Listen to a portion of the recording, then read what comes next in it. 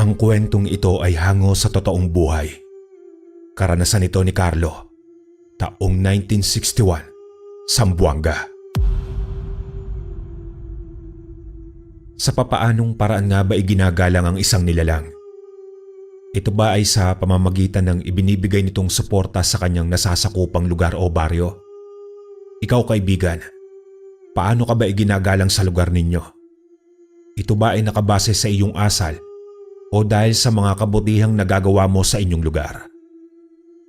Subalit bago yan, pamilyar ka ba sa nilalang na kung tawagin ay hanagob? Maaring oo o pwede ring hindi pa. Pero sa maniwala ka man o hindi, ay may nakakita na sa nilalang na ito. Kaya pakinggan natin ang kwentong ibinahagi ni Carlo base sa kanyang tunay na karanasan. Taong 1961, Zamboanga.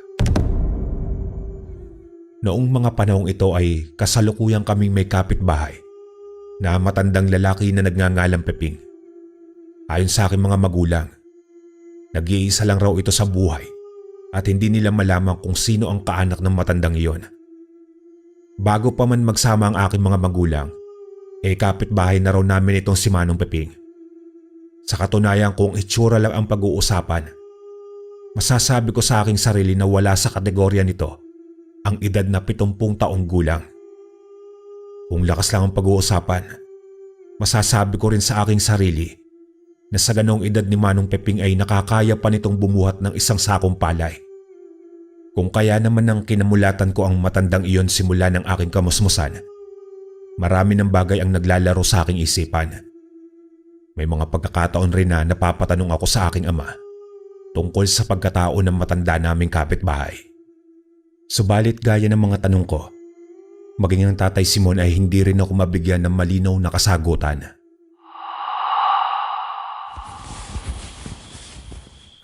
Itay, kung kayo po ang tatanungin ko, sa palagay ho ba ninyo ordinaryong tao itong si Manong Peping? Sa bagay na yan, Carlo anak, hindi kita masasagot. Maging ako man noong kabinataan ko, naisip ko na rin ang iniisip mo.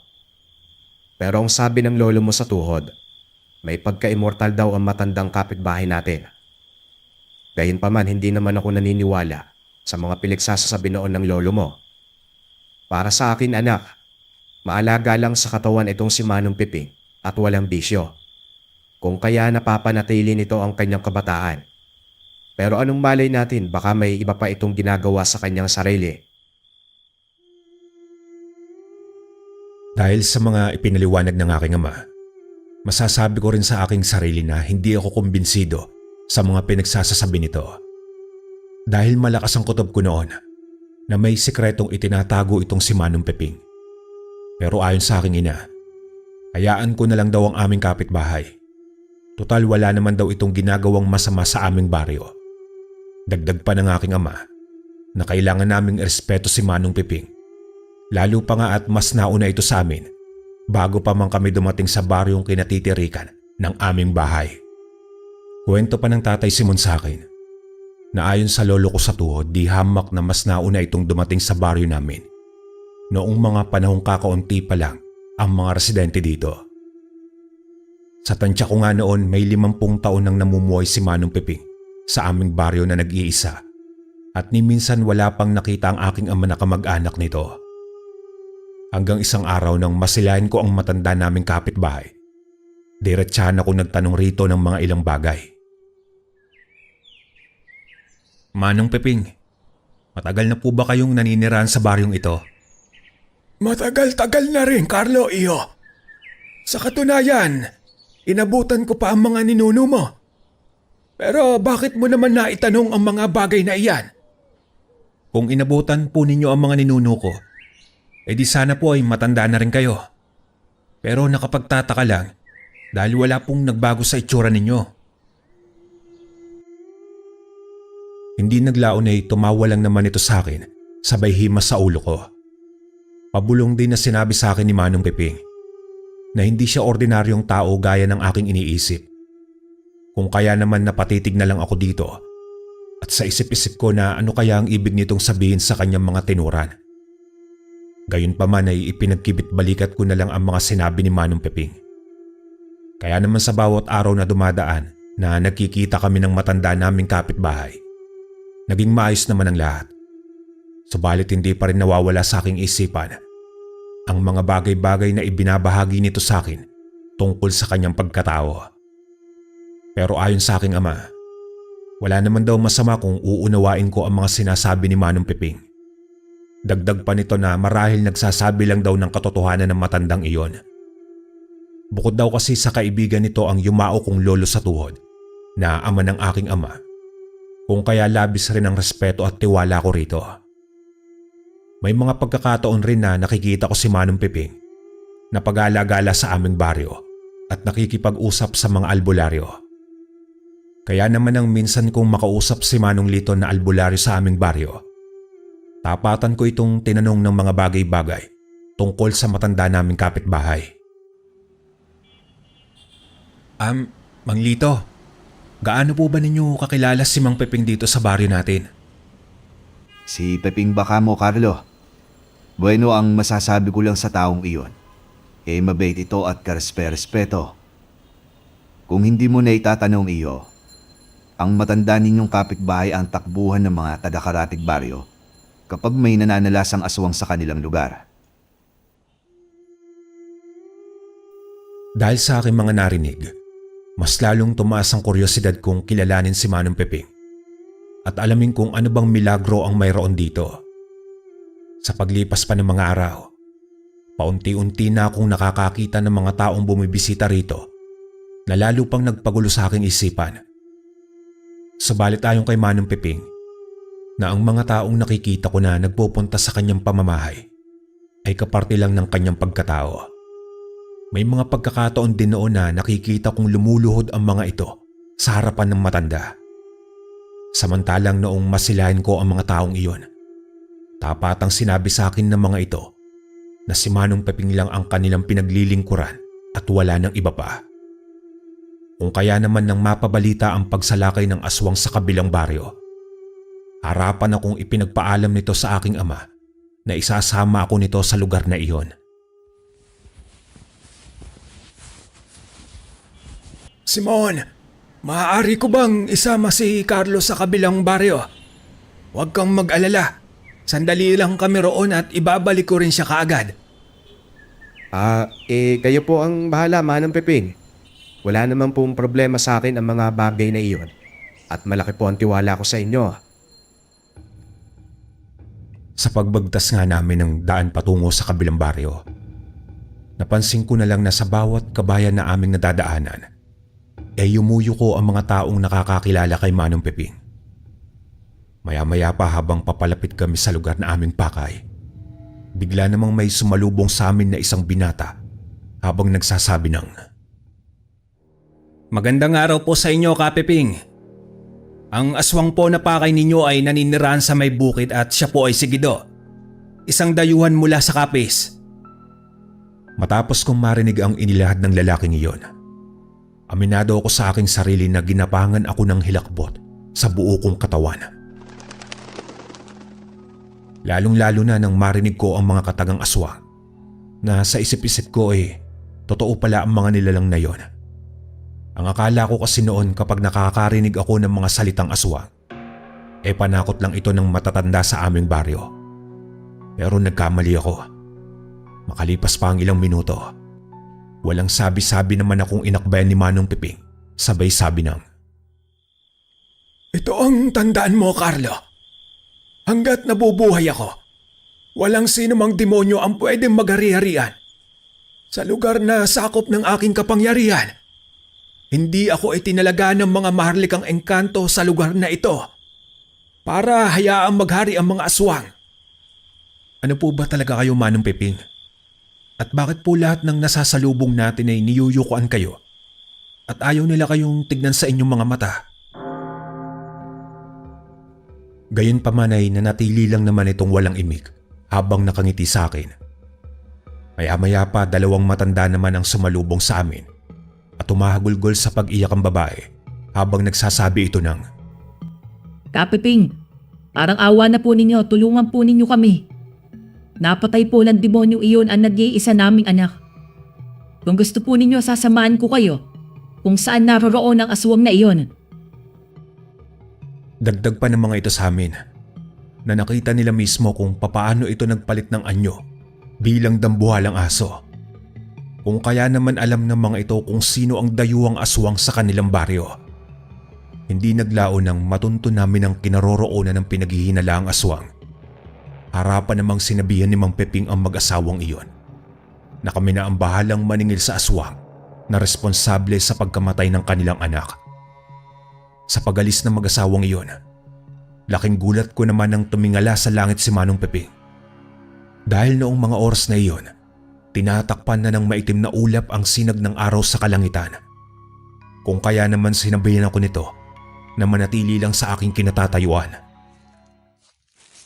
Kung ano man ang makikita at maririnig mo ngayong araw, ipangako mo sa akin na ililihim mo ito sa mga tao. Maliwanag ba, Carlo? Tumangulang naman ako dito bilang pagsangayon at inunawa ko ang mga pinagsasasabi ng matandang kasama ko. Ilang minuto pa ang nakalipas. Sumigaw si Mang Pepin sa harapan ng kubo at tinawag ang lalaking nasa loob nito. Oy, magaling na lalaki! Oo, ikaw, lumabas ka riyan, demonyo ka! Harapin mo ako! Anak ka ng ama mong demonyo! Kay bago-bago mo sa baryong ito, nagpapaandar ka na ng kademonyo mong lintik ka! Ilang minuto pa ang nakalipas. Bigla namang dumungaw sa bintana ang isang lalaki at nakakunot ang noo habang nakatitig sa amin ni Manong Peping. Sabay sabi nito nang, Ano at nagsisisigaw ka sa harapan ng pamamahi kung matanda ka? Kung limos ang hanap mo, mas maabubuti umalis ka na dahil wala akong pera. Maya-maya pa habang nakatitig si Manong Peping sa lalaking iyon, nakita kong nanlisik ang mga mata nito habang magkahalo ang dilaw at pula na animoy nagliliyab na apoy. Gumuhit rin sa mukha nito ang mga simbolong nakaukit sa braso, leeg at noo.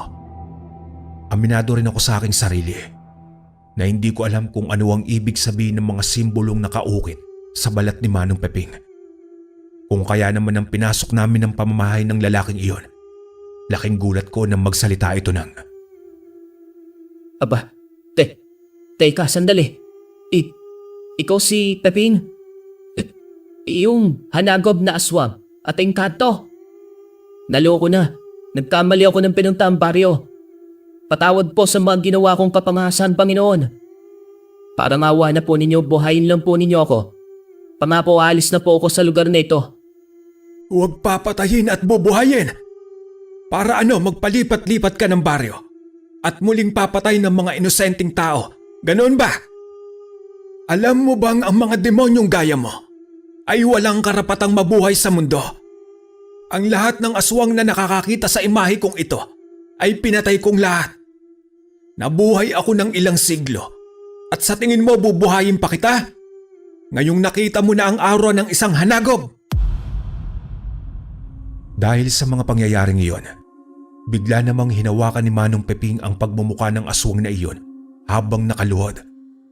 Sa pagtitig lang nito sa mga mata ng aswang na iyon, kitang-kita ko na bigla itong naagnas. Hindi naglaon sa isang pitik lang ng daliri ni Manong Peping. Nakalikha ito ng isang apoy at tuluyan itong sinunog ang pamamahay ng aswang. Dahil sa aking mga nasaksihan, aaminin ko sa aking sarili ang magkahalong emosyon na aking nararamdaman.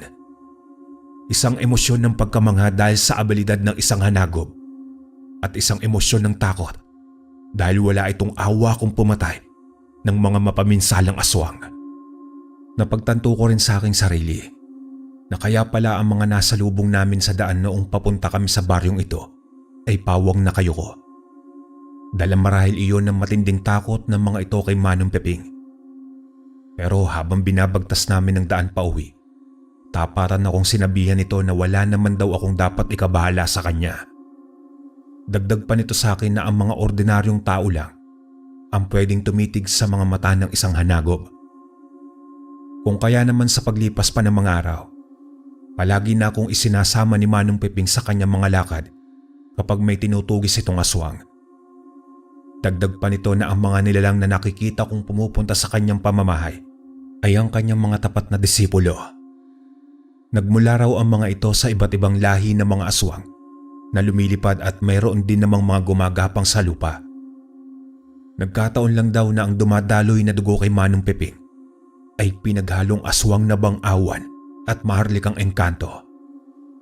Tapatan ding inilad sa akin ni Manong Peping na ang kanyang ina ay may purong dugo ng mga engkanto, samantalang ang kanyang ama naman ay may dugong bang-awan na nagmula sa sinaunang tribo ng katutubong aswang. Huwag kang matakot sa akin, Carlo. Hindi naman ako kasing lupit ng ibang hanagob. Sa katunayan, nakadepende sa kasalanan ng isang aswang ang kanyang parusa. Pero kapag ang isang ordinaryong aswang ay pumatay ng isang inosenteng tao, asahan mong ang buhay rin ito ang siyang kabayaran. Tama rin ang iyong mga narinig. Sa pinatay kong aswang na ilang siglo na rin akong nabubuhay sa mundo. Pero hindi ibig sabihin yan immortal ako o walang kamatayan. Harapan ding inilad sa akin ng matandang hanagob na ang mga aswang na gaya niya ay hindi kumakain ng parte ng tao, gaya ng mga dugo, atay, laman loob at mismong laman ng tao. Kaya naman nang marinig ko ang mga salaysay ni Manong Peping, mas lalo pa akong humanga rito at naibsan ang mga katanungan sa aking isipan. Napag-isip-isip ko din sa aking sarili na maswerte pa rin ako sa baryong kinalakihan ko dahil may kapitbahay kaming hanagob na palihim na nagpoprotekta sa aming baryo. Hanggang isang umaga noon, habang kagigising ko pa lang ng mga oras na iyon, nang namataan kong nag-uusap si Manong Lito at Manong Peping. Kaya naman walang pagdadalawang isip akong lumapit sa mga ito nang masipat ako ni Mang Peping sabay bati ng, Magandang umaga sa iyo, Carlo. Halika, pumasok ka sa bakuran ko at kumain ka muna ng agahan. May nilagang kamote at sabarian. Magkape ka na rin at mukhang mapapalaban tayo sa susunod na linggo, iyo. Ngumiti lang naman ako sa mga ito bilang pagbati na rin ng magandang umaga. Pero habang kumakain ako ng mga oras na iyon, naririnig ko ang usapan ng mga ito.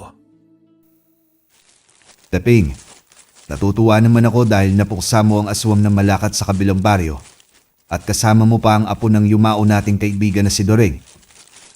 Ang totoo niyan, Lito. Kaya isinasama ko si Carlo para makita nito na kahit may dugo akong aswang, malaki pa rin ang respeto ko sa mga tao. Sayang nga lang at mortal ang batang iyon at hindi ko maipapasa rito ang pagiging hanagob ko. Hindi gaya ninyong mga albularyo na nagtatanga ng lihim na karunungan na pwedeng ipasa ang inyong kaalaman sa inyong angkan.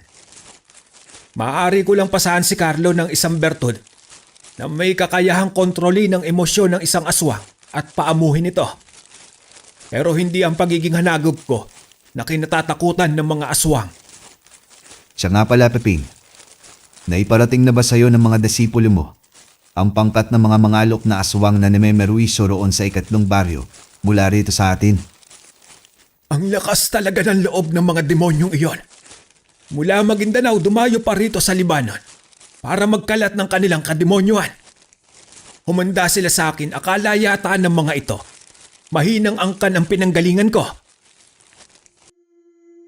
Matapos kong marinig ang usapan ng mga ito, tapatan ding sinabi sa akin ng matanda naming kapitbahay na balang araw ay bibiyayaan niya ako ng isang bertud. Alisin ko din raw sa aking isipan na hindi lahat ng aswang na nabubuhay sa mundo ay masama. Sa katunayan, mayroon lang talagang klase ng mga aswang ang likas na ang kasamaan at hayok sa laman ng tao. At mayroon din namang klase ng mga aswang na gustong mamuhay ng normal gaya ng mga tao na hindi natatakam sa karne ng tao. Dahil sa aking mga narinig mula kay Manong Peping, napagtanto ko rin sa aking sarili na marami palang klase ng aswang ang nabubuhay sa mundo. Napasimpleng sumasabay sa pamumuhay ng mga ordinaryong tao gaya namin ng Tatay Simon. Sa pagdaan pa ng mga araw, nagpatuloy lang naman ako sa buhay sa pagtulong sa aking ama para sa mga gastusin namin sa araw-araw. Habang si Manong Peping naman noon ay pinaghandaan ang gagawin namin pagsalakay Sa baryong sinasabi ni Manong Lito. Hanggang isang gabi noon, habang nagmumuni-muni ako sa loob ng aming bakuran, nakita kong may dumaang kalalakihan sa harap ng aming pamamahay. Subalit nang sundan ko ng tingin ng mga ito, nakita kong paisa-isa itong pumasok sa bakuran ni Manong Piping. Dala ng labis kong pagtataka, bigla ko namang sinundan ng mga ito. Laking gulat ko na lang nang mawala ang mga ito sa loob ng bakuran ni Manong Piping. Makailang beses ko rin itong tinawag, ngunit walang sumasagot sa akin. Maya-maya pa nang hindi na ako makatiis, ako na mismo ang pumasok sa pamamahay ni Manong Piping. Subalit gaya ng aking nakita sa bakuran nito, wala na rin ang matandang iyon sa loob ng kanyang tahanan. May mga mahihinang boses na pag-angil ako naririnig, pero wala akong makitang tao sa loob ng tahanan at sa labas ng bakuran nito hanggang sa may silong. Sa isip-isip ko naman, mulat ang aking mga mata at nasa tamang pag-iisip pa naman ako ng gabing iyon. Kaya alam ko sa aking sarili na hindi iyon guni-guni. 100% ding hindi ako maaaring magkamali sa aking mga nasilayan na nilalang. Ilang minuto pa ang nakalipas. Bumalik muna ako sa aming bakuran habang iniisip ko kung saan napunta ang mga taong iyon at si Manong Piping. Maya-maya pa ay paisa-isa nang lumabas ang mga ito na kapwa mapupula ang mga mata habang tahimik na naglalakad at wala ni katiting na ingay ang yabag ng mga ito. Sa pagdaan pa ng mga oras, bigla naman akong napansin ni Mang Piping habang nakatingin sa mga nilalang na iyon. Carlo, lumapit ka rito, iho. May ilalahad lang ako sa'yo, madali ka. Pumunta ka sa bahay ko kanina, hindi ba? At hinahanap mo ako kanina, gayon din ang mga kasamahan ko. Tama ba? Opo, tama po kayo, Manong Piping. Pero wala naman po akong inabutan roon kanina. Saan po ba kayo nanggaling at nawala kayong lahat? Subalit imbis na sagutin ako ni Manong Piping, nagpalinga-linga lamang ito sa paligid. At nang masiguro nitong wala ng tao sa paligid ng gabing iyon, kaagad naman akong inakbayan nito at dinala sa ilalim sa silong ng kanyang pamamahay. Maya-maya pa inalis nito ang jamming nakatambak roon at bumungad sa aking mga mata ang tila isang sekretong tunnel. Ayon kay Manong Piping, ilang dekada niyang ginawa ang tunnel na iyon para sa mga aswang na nasa ilalim ng kanyang kapangyarihan. Kung kaya naman nang marating namin ang ilalim ng tunnel na iyon, dito bumungad sa akin ang mga kalansay ng tao. Gayon din ang mga panggapos na gawa sa bakal na kung susuriin kong mabuti, masasabi ko sa aking sarili na matanda pa ang bakal na iyon kaysa sa akin. Tapatan ding sinabi ni Manong Piping sa akin na ang mga kalansay na aking nakikita roon ay bahagi lang ng kanyang kalupitan. Lalong-lalo na sa mga aswang na sumubok sa kanyang kakayahan bilang hanagob. Iyang mga kalansay na nakikita mo, Carlo, ay bahagi lang ng aking malakas na kapangyarihan. Sa katunayan, ng iba sa mga iyan ay pinuno ng iba't ibang pangkat ng mga aswang. Pasikreto kong ipinadudukot ang pinuno ng mga aswang na iyon sa aking mga disipulo para pahirapan, patayin, at ipamuka sa mga ito kung sino sa amin ang mas makapangyarihan at karapat-dapat nakatakutan ng mga aswang. Pero Carlo, kahit ganito ako kalupit sa mga aswang, nakita mo naman kung paano nila ako igalang at kinatatakutan sa baryo natin. Isipin mo simulat sa Paul na magkaisip ka sa baryong ito. Wala ni isang aswang ang nagtangkang magasik ng lagim sa baryo natin. Kung kaya naman nakuha ko ang respeto ng mga albularyo, antingero at talisman. Noong gabi ring iyon ay harapang inilihad ng matandang hanagob na ang ginawa nilang pagpupulong ng kanyang mga disipulo ay para paghandaan ang pangkat ng mga alok. Pati ang mga aswang na balbal at kagkag na nasa ilalim ng kapangyarihan ni Manong Piping ay nakikiisa rito upang mapanatili lang ang kaayusan sa mga baryo. Sa nakalipas na magdamag, tapatan ko rin sinabi kay Manong Piping na ililihim ko sa mga tao ang aking mga nasilayan noong gabing iyon. Sa puntong iyon ay tumangulang naman ang matandang hanagob habang tinatapik ako sa balikat sabay himas sa ulo ko. Kinaumagahan sa pagsibol ng bagong umaga. Maaga akong pinagising ni Manong Peping sa Tatay Simon at ipinagpaalam rito. Pumayag naman noon ang aking ama dahil malaki ang tiwala nito sa matandang hanagob. Magandang umaga po, Manong Peping. Sino po ba ang pakay natin? Simon, ayos lang ba sa iyo kung isasama ko ang anak mo sa kabilang baryo? Alam mo kasi hinahasa ako si Carlo para maging manunugis ng mga aswang at darating ang araw na kapag kailangan ko na magpahinga ay bibigyan ko ito ng isang bertud na magagamit niya sa hinaharap. Wala naman pong problema sa akin ang mga bagay na iyon, Manong Pepin. Basta bukal sa puso ng aking anak ang mga bagay na gusto nitong tahakin sa buhay. Malaki po ang tiwala ko sa inyo bilang maestro ni Carlo. At sa tingin ko hindi naman po ninyo ipapahamak ang aking anak. Isa pa kaibigan rin kayo ng aking ama. Maya-maya pa sa paglabas ko ng pamamahay, sinabihan ako ng aking ama na palaging makikinig kay Manong Peping. Pag-aralan ko rin daw mabuti ang pagiging manunugis at kung anumang bagay ang matututunan ko rito ay huwag na huwag ko daw ipagyayabang sa mga tao. Tumangulang naman ako bilang pagsang-ayon sa mga habili ng aking ama. Kung kaya naman ang binagtas namin ni Manong Peping ang daan papunta sa baryong pakay namin. Isang lumang kubo ang aming pinuntahan at bumungad sa amin ng isang matandang gusgusin. Napakabaho ng matandang iyon na animoy hindi naligo ng 2 linggo. Gulagulanit din ang damit nito na amoy amag na. Hindi ko maintindihan sa aking pangamoy. Pero nang makita nito ang aking kasama, laking gulat ko naman nang bigla itong lumuhod at humalik sa lupa habang nagsasabi ng, Magandang umaga po, Kapeping. Ano po bang maipaglilingkod ng isang balbal na gaya ko sa kinatatakutan ng mga aswang? Tumayo ka riyan, Lucas, at tumitig ka sa aking mga mata. Tumayo ka, sabi. Pasensya na po kayo, Panginoon.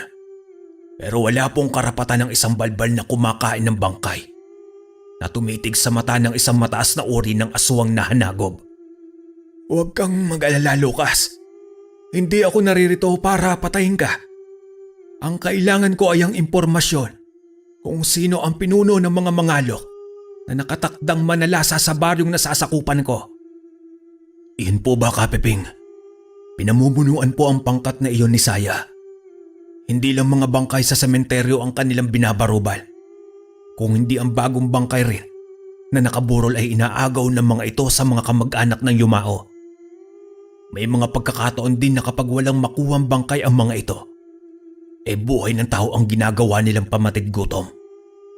Papatay nila ang isang tao at ililibig ng 3 araw, tsaka ukayang matapos ang 3 araw nito sa lupa. Masariwang karne para sa mga mangalok, ang bangkay ng bagong ahon sa hukay. Dahil sa mga inilahad ng matandang balbal, nilisa namin ang pamamahay nito ng mahinahon. Habang papalayo kami sa bahay ng matandang iyon, nanatili lang naman itong nakayuko. Isang indikasyon na mataas ang pagrespeto nito kay Manong Peping. Sa pagdaan pa ng mga araw, may paisa-isang nagpaparating kay Manong Peping kung nasaan na ang pangkat ni Saya. May nagsabi rin sa matanda naming kapitbahay na may 2 nakaburol na bangkay sa kabilang baryo. Ang baryong tinutukoy ng mga ito ay ang baryo kung saan ko unang nakita ang pagiging hanagob ni Manong Peping. Kung kaya naman sa pagpunta namin roon sa lamay, matapos tumalikod ang araw sa kalupaan, 5 kalalakihan ang bigla na lang sumulpot kung saan at nakilamay habang pinagmamasdan ng mga ito ang galaw ng mga tao. Noong una'y inakala kong kamag-anak ang mga ito nang namatay. Subalit nagkamali ako dahil ang mga nilalang na iyon pala ay ang aming pakay ni Manong Peping. Ilang minuto pa ang nakalipas, nakita kong bumubuka-buka ang bibig ng isa sa mga ito at naglabas ng isang botelya na hindi ko alam kung ano ang nilalaman. Sa pag-alingasaw ng nilalaman ng botelyang iyon, napansin ko sa aking sarili na tila nakasubasob na sa lamesa ang mga naglalamay na tao. Maya-maya pa bigla namang lumapit si Manong Peping sa akin at naglabas sa kanyang bulsa ng isang dahon sabay sabi ng, Carlo, huwag kang matutulog. Ito, nguyain mo ang dahon ng egera ngayon na para hindi ka pangibabawan ng orasyon at antok. Dahil ang mga demonyong ito ay nagpasingaw ng pampatulog para nakawin ang nakaburol na bangkay. Maya-maya pa nakita kong nanlisik ang mga mata ng mga mangalok at inilabas sa kabaong ang bangkay. Kung kaya naman umalma si Manong Piping sabay sinigwa ng mga ito. Talaga namang sandamakmak kayong mga inotel. Akala ba ninyo tatalab sa akin ng pabango ninyong gawa sa langis ng tao? Wala na kayong galang sa mga taong yumao. Pinagsasamantalaan nyo pa. Kung ako sa inyo, ibalik ninyo ang bangkay na yan. Kung ayaw ninyong kayo ang ilagay ko sa kabaong. Ano? Ayaw ninyong ibalik ang bangkay na yan? O kailangan ko pa yatang gumamit ng dahas para ipakita sa inyo kung sino ang kinakalaban ninyo? Sa pangalawang pagkakataon, nakita ko na naman ang pagiging halimaw na hanagob ni Manong Piping. Pero mas malala ito sa una dahil halos magliyab ang mga simbolo nito sa muka, pagapang sa kanyang leeg, dibdib, braso at binti. Nang masaksiyan ito ng mga aswang na mangalok, dali-daling ibinalik ng mga ito ang tatangayin sana nilang bangkay. Sabay lood ng dalawa sa mga ito, sabay halik sa lupa. Pero ang tatlo ay walang takot na sumubok sa kakayahan ni Manong Piping. Subalit gaya ng aking inaasahan, naagnas sa mga ito sa titig lang ng matandang hanagop sa paghawak sa pagmumukha ng mga ito. Ang dalawa namang nakaluhod ng gabing iyon ay nakuha pang makiusap kay Manong Piping habang nanginginig sa takot. Oh, parang awa na po ninyo, Panginoon. Hindi po namin alam na sakop ng kapangyarihan ninyo ang baryong ito.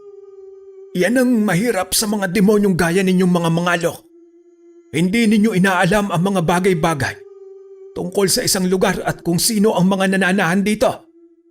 Isipin ninyo pinatay ko ang tatlo sa inyong mga kasamahan. Tapos hihilingin ninyo sa akin na buhayin ko kayo. Pasensya na kayo pero hindi ako bumubuhay ng kaaway. At piling nila lang ang nakakakita ng itsura kong ito bilang hanagom. Hindi naglaon ay pinatay rin ito ng matandang hanagom. At tapatan ding sinabi nito sa akin na sa mundo na gusto kong tahakin, marapat lang daw na bato ang puso ko at bakal ang aking dibdib. Dagdag pa ni Manong Piping na sa mundong ginagalawan ko, talo ang mga mahihina na dinadaig ng mga abusado at mapagsamantalang mapaaswang man o tao. Napagtanto ko rin sa aking sarili na kaya pala sa tuwing may ginaganap na pagpupulong sa ilalim ng pamamahay ni Manong Piping, ay nananatili ito sa wangis ng isang tao.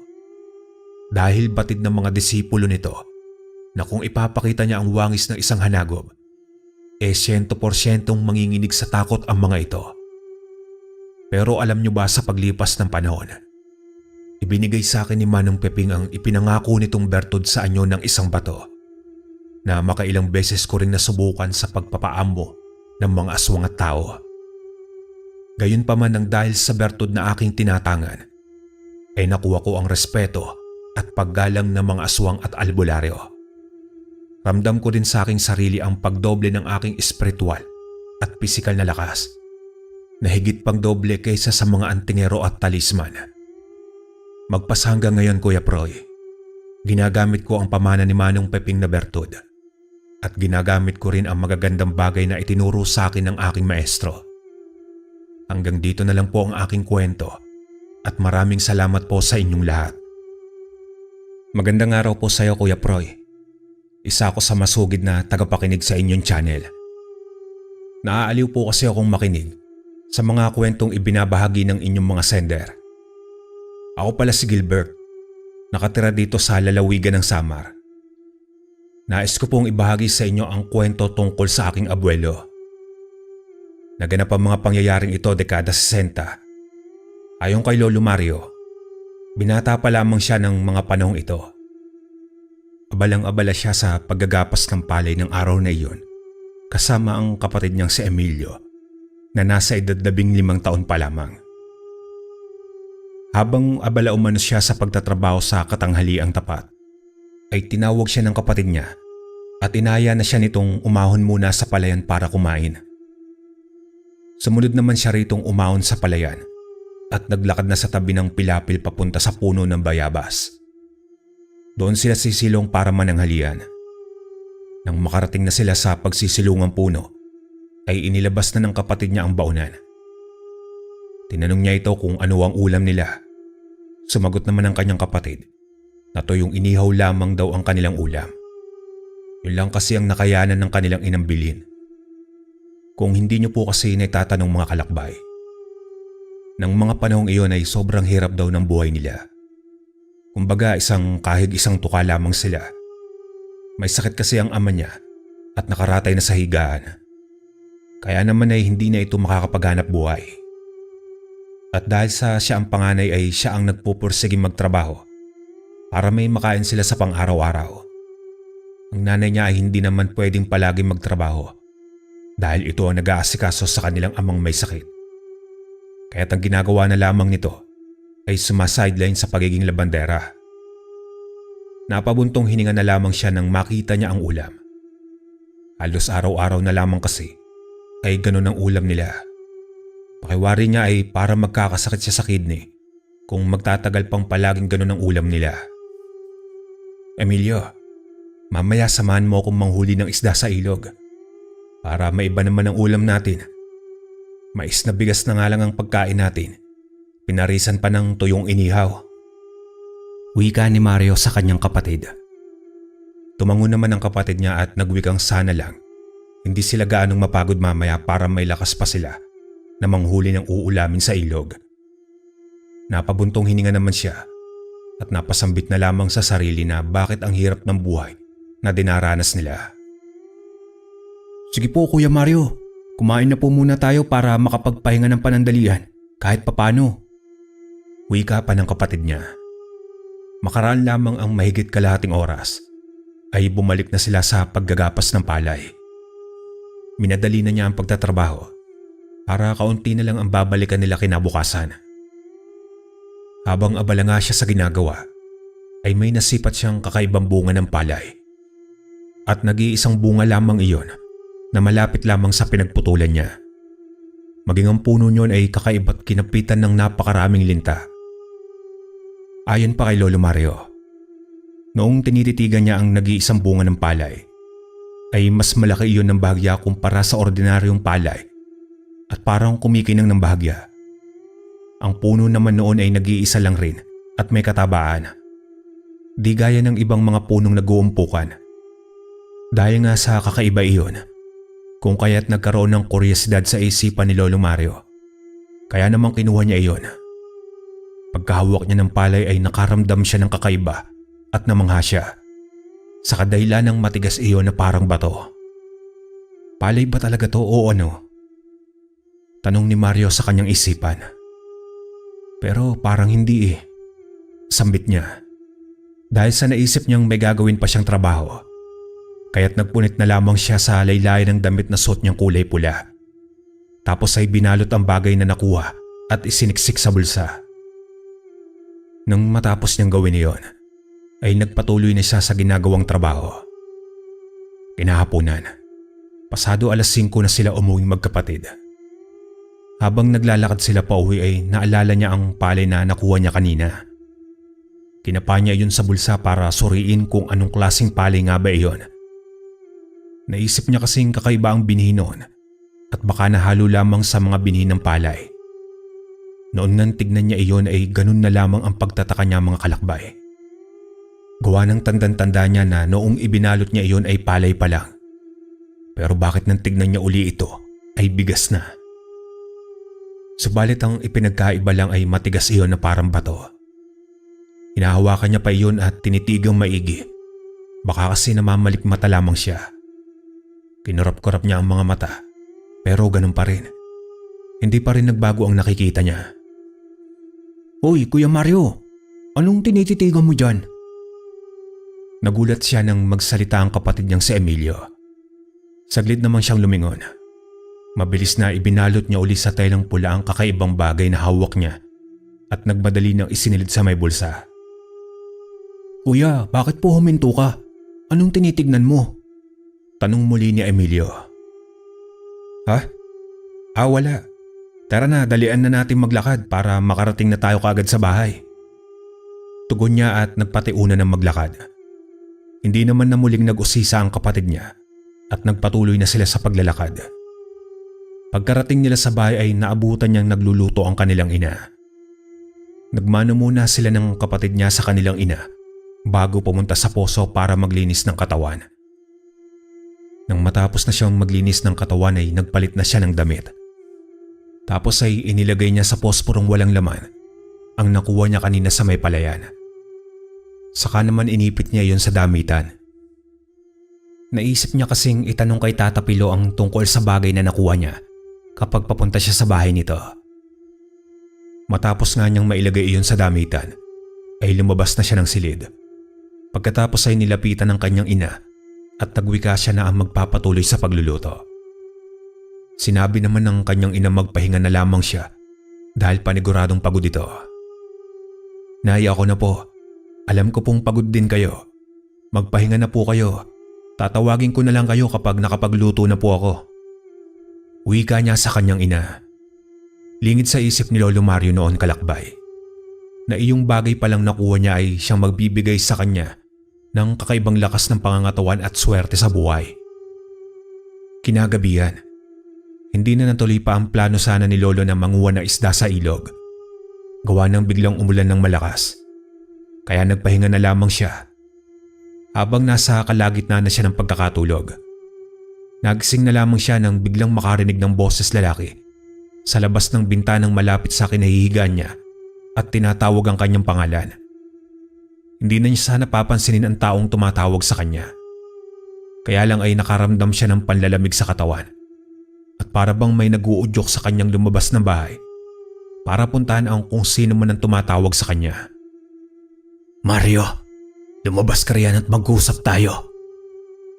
Wika pa sa mabagsik na boses ng nasa labas ng bahay. Sino ba kasi ang istorbong tumatawag sa akin? Gabing-gabi na nang iistorbo pa. Kainis naman. Naiinis niyang sambit at nagmadali ng bumangon. Pagkatapos ay marahan siya naglakad palabas ng bahay. Nang makalabas si Lolo Mario, ay may naaninagan siyang lalaki sa tingin niya ay kaedaran lang niya. May kahabaan ng buhok ng lalaki at may hawak na sibat na kumikinang. Dahil sa natatamaan iyon ng liwanag ng buwan, muling tinawag nito ang pangalan niya at ikinumpas ang kamay. Indikasyong pinapalapit nito si Lolo Mario. Sino ka? Anong kailangan mo at bakit mo ko tinatawag? Tanong ni Lolo Mario sa lalaki. Hindi naman sumagot yung lalaki. Bagkos ay muli iyong sumenyas at naglakad papunta sa likuran ng kanilang bahay. Kahit na kinakabahan si Lolo Mario, ay nilakasan niya ang loob at maraang sumunod sa lalaking may bitbit na sibat. Teka, saan ka pupunta? Tanong niyang muli rito habang nakasunod pa rin sa paglalakad. Noong nasa likuran na sila ng bahay malapit sa masukal na talahiban, ay huminto na sa paglalakad ang lalaki. Huminto na rin si Lolo Mario sa pagsunod dito. Umarap naman ang matipunong lalaki sa kanya at nagpakilala itong Isak ang pangalan. At kaya ito naroroon ay nais lamang nitong ipaalam kay Lolo Mario ang tungkol sa nakuha niyang mutya ng bigas. Mutya ng bigas? Anong mutya ng bigas ang pinagsasasabi mo? Nagugulo ang tanong niya sa lalaki. Sa matipunong boses naman ay ipinaliwanag nito ang tungkol sa sinasabi nitong mutya ng bigas. At ayon pa nga dito, ay ang matigas na bagay na nakuha niya sa palayan ay isa iyong mutya ng bigas at ipinagkaloob iyon sa kanya ng kalikasan dahil nakitaan siya ng kagandahang kalooban. Magagamit niya lamang iyon sa kabutiang pamamaraan.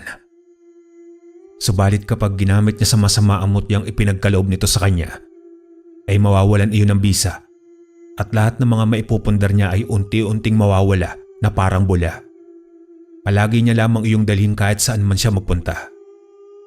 Sana lang ay gamitin mo sa kabutihan ang ipinagkaloob sa iyo at huwag na huwag mong ipapakita sa iba at ipagkakatiwala. Dahil hanggat hawak mo ang mutyang iyan, ay maraming mga masasamang tao ang magtatangkang agawin sa iyo ang mutya. Nawa ay pakaingatan mo ang ipinagkaloob ng kalikasan. Mahabang wika ni Isaac. Sinabi rin ito kay Lolo Mario na anuman ang gusto niya sa buhay ay matutupad iyon. Ngunit mag-iingat lamang siya sa mga nanaisin niya at huwag maging sakim sa kapwa. Matapos sabihin niyon ay unti-unting lumiwanag ang aura nito at dahan-dahan iyon naglalaho sa kanyang harapan. Teka lang, sasandali. Hindi na natapos ni Lolo ang sasabihin niya. Gawa nang nawala ng tuluyan ng lalaking si Isaac na para bang multo. Kaya naman napatanong siya sa kanyang sarili kung totoo ba ang nakita niya kanina o multo. Kinusot-kusot pa niya ang kanyang mga mata at ipiniligan leeg para makasigurado kung tama nga ba ang nakita niya kanina. Isang tapik naman sa balikat ni Lolo ang nagpabalik sa diwa niya at nung lingunin niya kung sino ang tumapik ay nakita niya ang kanyang ina iyon. Sa pagtatakang boses ay tinanong siya nito kung ano ang ginagawa niya sa likuran ng bahay. Bakit 10 oras na ng gabi ay naroroon siya?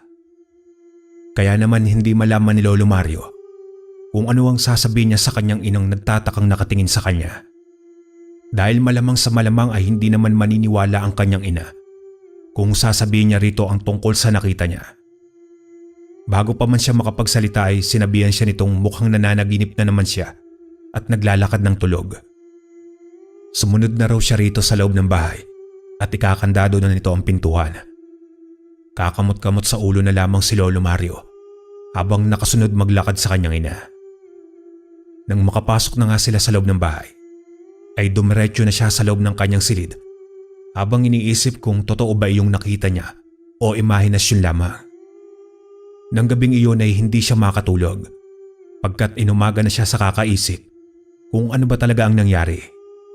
Totoo ba ang nakita niya at ang mutyang sinasabi noong Isaac? Kinaumagahan, pagkabangon ni Lolo Mario ay kaagad niyang kinuha ang sinasabi noong Isaac na mutya ng bigas. Sinunod niya ang sinabi nitong huwag ihiwalay sa katawan niya. Kaya ang ginawa ni Lolo ay tinalian niya ang telang pula na nakabalot sa mutya ng bigas at ginawang habak. Bahala na kung totoo man o hindi ang sinasabi noong lalaki. Wala namang mawawala kung susubukan ko eh. Sambit ni Lolo Mario sa kanyang sarili. Kung hindi niyo po na itatanong mga kalakbay, hindi lingid sa kaalaman ni Lolo Mario ang tungkol sa mga mutya. Dahil may kaibigan siyang sabungerong manggagamot sa kanilang baryo at may mga nakikita siyang anting-anting na suot nito at iba pang pangontra sa mga aswang na naroroon sa loob ng bahay nito. Paminsan-minsan rin ay humihiling siya sa manggagamot. Naturuan siyang manggamot kahit na sa simpleng pamamaraan lamang. Dahil bata pa lang ay pangarap niya na talagang manggamot, gawa ng sakitin ng kanyang ama. Dahil sa malapit ang loob ng matanda sa kanya, ay hindi ito nag-atubiling turuan siya manggamot. At kung minsan pa nga ay isinasama siya nito kapag naghahanap ng mga halamang gamot. Mahilig din siyang makipagkwentuhan sa matandang manggagamot na si Tata Pilo pagdating sa mga kakaibang pangyayari. Gaya na lamang ng mga aswang, engkanto, at kung ano-ano pang mga nakasagupa umano ng matanda. Kaya gustong-gusto niya ring tumambay sa bahay ng manggagamot. Sa kadahilanan kapag may nagpapagamot dito at nagbibigay ng mga pagkain, kamote at mga gulay, ay hinahatian siya nito. Mag-isa lang kasing namumuhay si Tata Pilo, kaya't siya ang palaging nasa bahay nito at nangungulit sa matanda kapag walang pasyenteng ginagamot.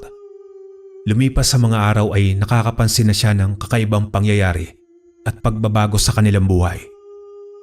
Napansin niya kasing sunod-sunod ang swerteng dumarating sa kanilang pamilya. Gawa ng dumating ang tiyahin niyang galing ibang bansa at binigyan ng kanyang ina ng perang panimula ng negosyo. May mga pasalubong rin iyon at bago umalis ang tiyahin niya sa kanilang bahay, ay nag-iwan pa ito ng malaki-laking halagang pamalengke nila at pambili ng mga bagong damit. Sumunod naman ay isinama siya ni Tatang Pido sa sabungan para magsabong. Pumusta siya sa manok na matanda at sunod-sunod iyong nanalo. Kaya't nakapag-uwi siya ng malaki-laking halaga. Nakakabili na sila ng gamot para sa tatay niya at unti-unti nang lumalago ang negosyong maliit na tindahan ng kanyang ina. Kapag wala naman siyang trabaho o hindi siya sumasama kay Tata Pilo, ay siya ang nagbabantay ng tindahan nila. At kapag siya ang nagbabantay ng tindahan mga kalakbay, ay sunod-sunod ang mga namimili na para bang kasing bango niya ang langka kung dumugi ng mga mamimili. Tuwang-tuwa naman ang kanyang ina kapag siya ang nagbabantay. Dahil bago pa man sumapit ang hapon, ay halos maubos niya ng ibenta ang nakalatag na panindang kakanin, karne at gulay ng kanyang ina sa maliit nitong tindahan na nakapwesto sa bungad ng kalsada. Hanggang sa unti-unti na silang nakapagpundar ng bahay at nakabili na rin sila ng mga kagamitan at pagkain ni minsan ay hindi pa nila natitikman noon. Gawa ng wala silang pambili sapagkat kulang na kulang palagi ang perang kinikita nila. Hindi nagtagal ay unti-unti nang nadadagdagan ang kanilang negosyo at nagkaroon na rin sila ng mga trabahante sa babuyan at manukan. Kung dati ni pambili ng isang pirasong gamot ay wala silang pambili, ngayon naman ay hindi lamang iisang pirasong gamot ang kaya nilang bilhin, kundi na ipagamot pa nila sa mamahaling pagamutan ang kanyang ama. Isang araw, habang nakatambay siya sa bahay ng sabongerong manggagamot, ay may isang matandang lalaking uugod-ugod ang dumating sa bahay nito. Nakita niyang nag-iisa lamang ang matanda at hinahanap si Tata Pilo. Kasalukuyang nasa likuran ng bahay si Tata Pilo. Gawa ng kukunin nito ang manok na panabong para ipakita sa kanya at ipahipo bago nila dadalhin sa sabungan. Araw kasi ng linggo iyon at inaya na naman siya ng matandang samahan niya itong magsabong sa kabilang baryo. Kapag kasi kasama siya ng matanda at hahawakan niya ang manok bago ilaban, ay palagi itong nananalo. Nang makalapit na ang matanda sa bahay ni Tata Pilo, ay tinanong niya ito kung ano ang kailangan nito. Sinabi naman ng matandang masama ang kanyang pakiramdam at kailangan niya magpagamot. Magandang umaga. Naandyan ba si Pilo? Tanong ng matanda kay Lolo Mario. Opo. Sandali lang po at tatawagin ko lang. Wika niya sa matanda at pinaupo niya muna ang matanda sa balkonahe bago iniwan. Kaagad niya nang pinuntahan ang manggagamot sa likuran ng bahay. Nang makita naman siya ng matanda, ay tinanong siya nito kung bakit naandon siya. Tatang Pilo, may naghahanap po kasi sa inyo. Magpapagamot daw. Anya pa sa manggagamot. Napalatak naman ng matanda at nagwikang. Ano ba naman yan? Mukhang mauunsyame ang lakad natin ngayon, Mario. Malamang nga po, Tata Pilo. Maiksing tugon niya at sumunod na sa matandang maglakad papunta sa harapan ng bahay. Nga pala mga kalakbay, maisingit ko lang dito sa kwento. Kahit hindi sinabi ni Lolo Mario sa manggagamot ang tungkol sa mutyang hawak niya, ay nalaman iyon ng matanda. Dahil sa napakalakas umano ng presensyang hawak niya at nasisilaw ang matanda at parang may kung sino ang nag-uutos ditong kunin sa kanya ang mutyang hawak niya. Kaya naman nagsuwestiyon ang matandang ibaon na lamang sa katawan niya ang mutya. Nang sa gayon ay walang sino man ang makakakuha nito. Noong unay nag-alangan pa si Lolo sa suwestiyon ng manggagamot. Pero noong minsang kamuntikan na siyang makasagupa ng aswang sa palayan, noong ginabi siya ng uwi ay doon na siya nagdesisyon na sundin ang sinabi ng manggagamot. Simula nga nang maibaon na ng manggagamot ang mutya sa katawan niya, ay doon na siya tinuruan itong manggamot gamit ang mga orasyon. Isinasabak na siya sa gamutan kapag wala silang pupuntahan sabong. Dati-rati ay sa mga simpleng panggagamot lamang ang itinuturo sa kanya. Habang naglalakad nga sila ay sinabi sa kanya ni Tata Pilo na siya na umano ang gumamot sa matanda dahil medyo masama raw ang pakiramdam nito. Tata Pilo, alam ko na po kung bakit biglang sumama ang pakiramdam mo. Hindi kasi tayo matutuloy sa sabungan kaya bigla na lang sumama ang pakiramdam mo. Pabiro pa niyang wika sa matanda. Abay, lokong bata ire ano. Kagabi pa talaga ang masama ang pakiramdam ko. Kaya nga inaya kitang pumunta sa sabungan. Baka sakaling mawala ang sakit ko. Tatawa-tawang wika pa ng manggagamot.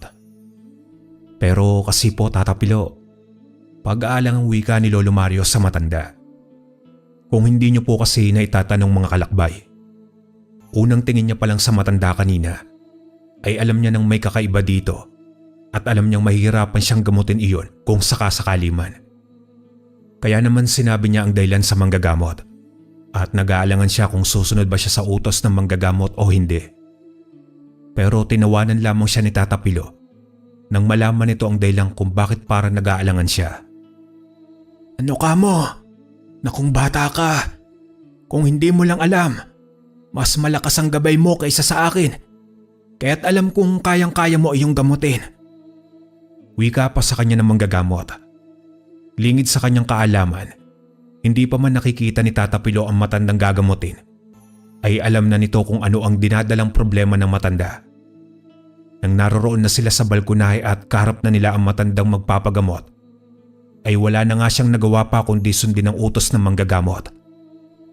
Pero batid ni Lolo Mario na mahihirapan siyang gamutin ng matanda. Dahil sa pakiwari niya ay naipasa na ang ibinaon ng aswang sa sikmura ng matanda. Nakisuyo siya kay Tata Pilo na tulungan siyang ihiga ang matanda sa higaan para maumpisa niya ng gamutin ito. Habang ginagamot ni Lolo ang matanda, ay naririnig niyang nagkikiskisa ng mga ngipin nito na tila ba nanggigigil. At anumang oras ay nais na siya nitong sakmalin. Nangingitim na rin ang gilid ng mga mata at nangangapal na ang mga kilay ng matanda. Bumubulong siya habang nag-uusal ng orasyong panali sa katawan ng matanda. Pagkatapos ay iniihip niya iyon. Matapos niya iyong gawin ay kinuha niya ang mga gamit ni Tata Pilo na nasa maliit na mesa. Tapos ay sinimulan na ni Lolo ang magpausok gamit ang insenso at iba't ibang mga tuyong halamang dahon kasabay ng balahibo ng manok. Noong umusok na iyon, ay saka pa lamang niya itinapat sa pasyente ang usok ng mga pinagalo-halong halaman at balahibo ng manok. Nagsisisigaw at pilit na nagwala ang pasyente sa higaan dahil sa amoy mabantot na usok na nagmumula sa mga pinagsama-samang mga halaman. Ayon pa sa kwento ni Lolo Mario mga kalakbay, saksing buhay siya nang masilayan niya ang pamumula ng mga mata ng matanda na animoy bilas ang isda at panay labas ang dila, tapos pinapatunog ang mga ngipin habang walang tigil ang pagtulo ng malalapot at napakabahong laway. Yun ang kauna-unahan niyang maggamot ng taong nayanggaw. Tinutubuan na rin ito ng mga maliliit na hibla ng balahibo sa mukha. Dahil sa mga nakita ni Lolo Mario, ay hindi niya na pinatagal pa ang gamutan. Habang ginagamot niya ang matanda, ay naririnig niya ang boses ni Isaac na bumubulong sa isipan. Sinasabi nito kung ano ang mga dapat niyang gawin. Agad naman siya nag-usal para mahuli ang aswang na may kagagawan sa matanda. Ngunit sadyang napakailap ng aswang, kung kaya't isa lang ang kanyang naisip na solusyon. Total ayaw mo naman magpahuli. Pues bibigyan kita ng napakatinding leksyon, aswang. Alam kong nandito ka lang sa paligid at pinagmamasdan ng mga ginagawa ko. Aniya pa't kinakausap ang sarili. Walang pag-aalinlangang ikinumpas ni Lolo ang kanyang daliri sa hangin. Ilang sandali pa, ay bigla na lamang may nagsisisigaw na nilalang na nasa labas ng bakuran ng bahay ni Tata Pilo. Kaya napatingin si Lolo sa may labas. May bahid ng ngiti sa mga labi ni Lolo Mario nang makita niya ang lalaking nangingisay sa labas ng bakuran. Parang nababaliw na ang lalaki habang nangingisay sa lupa at nagmamakaawang itigil na niya ang ginagawang pagpapahirap dito. Pakiusap, itigil mo na ang ginagawa mo na pagpaparos sa akin. Hindi ko na kaya. Huwag mo akong patayin. Patawarin mo ko. Nakikiusap ako, parang awa mo na. Itigil mo na yan. Sigaw ng lalaki sa garalgal na boses habang nangingisay ito sa lupa na animoy bulating nilagyan ng asin at bula. Itigil? Naririnig mo ba ang sinabi mo? Bakit? Naawa ka ba sa taong ito? Ang tanda-tanda na hindi mo pa pinalagpas na animal ka? Nanggigigil na wika ni Lolo sa lalaki. Sa garalgal na boses ay sinabi ng lalaking matindi ang kasalanan sa kanya ng matanda, kaya niya nagawa yon. Tinanong naman ito ni Lolo Mario kung ano ang kasalanan ng matanda at kung bakit ginawa nito ang pagyayanggaw. Sa nahihirapan at pautal-utal, ay sinabi ng lalaking grabe umano kung murahin siya ng matanda. Dahil lamang sa nasagi niya ito at sumalampak sa lupa ay kung ano-ano na ang natatanggap niya na masasakit na binibitawang salita. Dahil lang doon nagawa mo yun? Dahil lamang sa pagbibitiw ng mga masasakit na salita ng matanda? Paasik na tanong ni Lolo sa lalaki. Hindi lang yun. Gusto niya rin kaming palayasin ng pamilya ko sa tinitira namin. Dahil pinagbibintangan niya ako ang naging dahilan sa sunod-sunod na pagkakasakit ng mga taong naninirahan sa baryo namin. Kaya nararapat lang diyan na mahawaan nang sa ganun ay mapunta sa kanya ang sisi ng mga kababaryo. Abay, napakagaling talaga ng plano mo, ano? Wes hindi na kita pagbibigyan ngayon. Dahil pinapakita mo lang sa akin ang kasamaan ng budi mo. Gigil na wika ni Lolo sa lalaki at muli na naman siya nag-usal at iniihip sa hangin. Ilang sandali pa ay saksing buhay ang mga taong nakikiusyoso sa labas ng bakuran ni Tata Pilo.